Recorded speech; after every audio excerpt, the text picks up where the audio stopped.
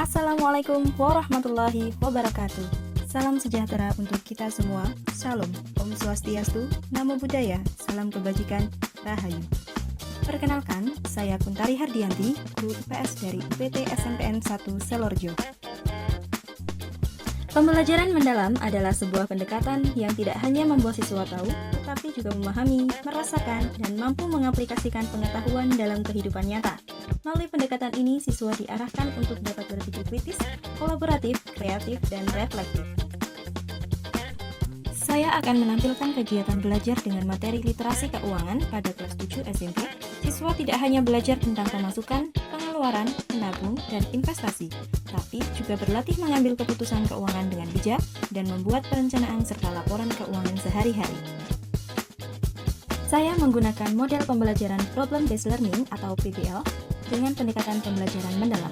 Proses belajar dirancang agar mindful, berkesadaran, meaningful, bermakna, dan joyful, menggembirakan.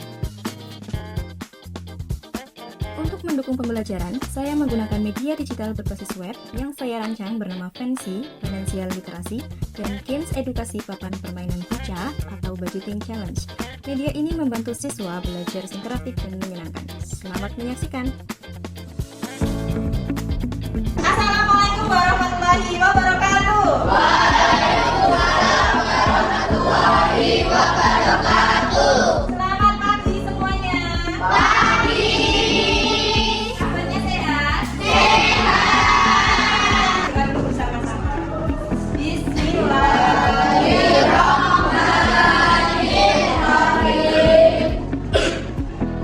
Oke, ada yang tidak hadir hari ini? Ada. Siapa? Bayu. Ahmad Bayu. Keterangannya apa, Kak? Sakit. Ya sakit kelelahan habis karena apa ya? Kita doakan teman kita yang sakit semoga lekas sembuh ya. Amin. Biar bisa bergabung dengan kita kembali. Baik, agar kegiatan pembelajaran nanti menyenangkan ya. Kembali semuanya berdiri dulu. Kita SBB dulu. Oke, ikuti kata-kata Bundari ya. Ya. Ya, tangannya ke samping. Diputar-putar. Putar-putar. Pegang. Oke, belum konsentrasi ya sebagian. Oke, kita bisa konsentrasi juga. Oke, tangannya ke samping. Diputar-putar. Depan. Depan. Pegang kepala. Oke. Silakan duduk kembali. Oke anak-anak, jadi hari ini kita akan melanjutkan materi berikutnya, yaitu tentang literasi keuangan. Nah, sebelumnya di minggu lalu kita juga sudah belajar mengenai tabungan, uang, pendapatan, dan juga investasi. Nah, ada yang masih ingat tabungan itu apa? Saya Bu, menabung merupakan kegiatan menyisihkan sebagian uang yang saya peroleh untuk kebutuhan di masa depan atau situasi mendesak. Menabung bisa dilakukan di rumah atau di bank. Ya, betul Bunda. Terima kasih. Oke, selanjutnya, adakah yang masih ingat pengertian dari investasi? Saya Bu, investasi adalah suatu kegiatan menanamkan modal dalam suatu aset untuk memperoleh keuntungan. Ya, betul sekali. Oke, jadi semuanya sudah paham ya dan masih ingat mengenai uang, pendapatan, tabungan, dan investasi. Nah, sekarang kita akan belajar bagaimana caranya mengelola keuangan. Iya, tujuan pembelajaran kita hari ini yang pertama, melalui model pembelajaran PBL, nanti kalian akan mampu menjelaskan literasi keuangan dan pengelolaan keuangan dengan baik. Yang kedua, melalui pembelajaran PBL dan juga media versi berbasis web, nanti kalian akan berdiskusi dengan kelompok untuk menganalisis kasus nyata. Ya. Nah, manfaat dari kita belajar literasi keuangan hari ini, yang pertama, kalian bisa membedakan kebutuhan dan keinginan. Yang kedua, kalian bisa mengelola keuangan dengan bijak. Yang ketiga, sekarang mau tanya, hari ini ada yang mendapatkan uang saku? Semuanya dapat uang saku? Oke, pertanyaan kedua, uang sakunya digunakan untuk apa? Oke, nah biasanya uang saku kalian sisa atau habis? Sisa. Sisanya kita mau banyak. Ada yang banyak. Ada yang senang apa? Saya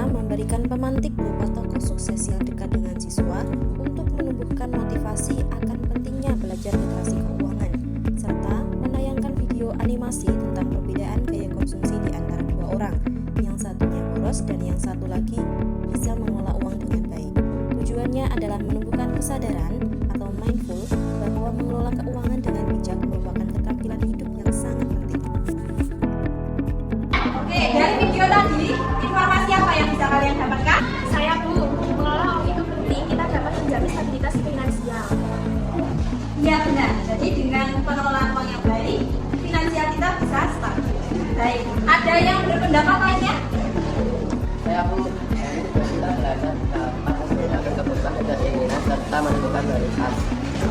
Ya benar, jadi seperti halnya Firman. Ya, tadi siapa tokoh yang bisa mengelola dengan baik? Firman bisa membedakan mana yang kebutuhan, mana keinginan. Dia menabung dan berinvestasi untuk kehidupan masa mendatang. Agar ketika di masa pensiun dia sudah tidak bekerja, dia sudah punya finansial yang stabil. Baik, sekarang kalian berkelompok, kita akan berdiskusi. Sudah berkelompok dengan anggotanya masing-masing ya? Baik anak-anak, sekarang kita mulai berdiskusi. Kalian scan barcode yang ada di depan itu. Pada tahap eksplorasi, siswa saya ajak membaca kasus nyata dari artikel berita yang viral mengenai permasalahan keuangan yang dihadapi oleh anak muda. Dari sana, siswa berdiskusi, belajar menganalisis penyebab, dampak, sekaligus memberikan solusi agar tidak terjerat masalah keuangan yang sama. Inilah bentuk problem-based learning yang kontekstual, meaningful atau bermakna, mendorong siswa untuk berpikir kritis dan peduli pada fenomena di sekitarnya. Setelah berdiskusi, kemudian siswa praktik menyusun perencanaan pengelolaan uang saku sekaligus membuat laporan keuangan sederhana. Kegiatan ini menjadi bermakna dan menggembirakan karena langsung melatih keterampilan yang relevan dengan kehidupan sehari-hari. Assalamualaikum warahmatullahi wabarakatuh. Kami akan mempresentasikan rencana keuangan individual. Siswa kemudian mempresentasikan hasil analisisnya. Melalui kegiatan ini, mereka belajar mengkomunikasikan ide, menerima masukan dari teman, serta melakukan penilaian sejawat. Hal ini menumbuhkan sikap reflektif dan kolaboratif. Adakah dari kelompok lain yang mau menanggapi dan pendapatnya berbeda? Saya Bu, karena mengambil ilmu dan iklan, banyak anak muda yang tergiur hingga mencobanya. Lama-lama ketagihan sehingga menjadi kegaduhan. Untuk membuat pembelajaran lebih bermakna dan menggembirakan, saya menghadirkan simulasi dengan bermain buca atau budgeting challenge. Melalui permainan ini, siswa belajar menghadapi tantangan keputusan keuangan. Secara berkelompok, peserta didik akan menghadapi situasi keuangan yang berbeda, kemudian membuat keputusan tentang bagaimana mengelola uang mereka untuk mencapai tujuan tertentu. Lalu, siswa mencatat pemasukan dan pengeluaran pada lembar laporan keuangan, sehingga siswa dapat melihat dampak dari keputusan keuangan yang telah mereka ambil dari permainan buca ini. Gimana perasaannya setelah belajar mengatur keuangan dan belajar literasi keuangan hari ini?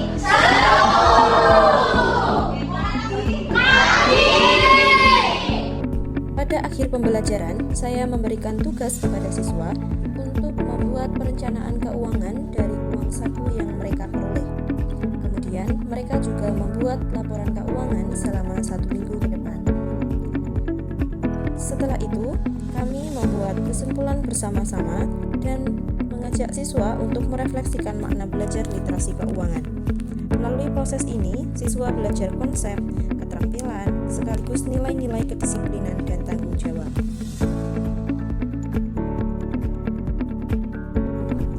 Inilah praktik pembelajaran mendalam IPS di UPT SMPN 1 Selorjo pada materi literasi keuangan dengan tema matematika dalam kehidupan nyata. Kegiatan pembelajaran ini menghadirkan pembelajaran yang kontekstual, bermakna, dan menyenangkan bagi siswa. Terima kasih. Wassalamualaikum warahmatullahi wabarakatuh. Salam sejahtera untuk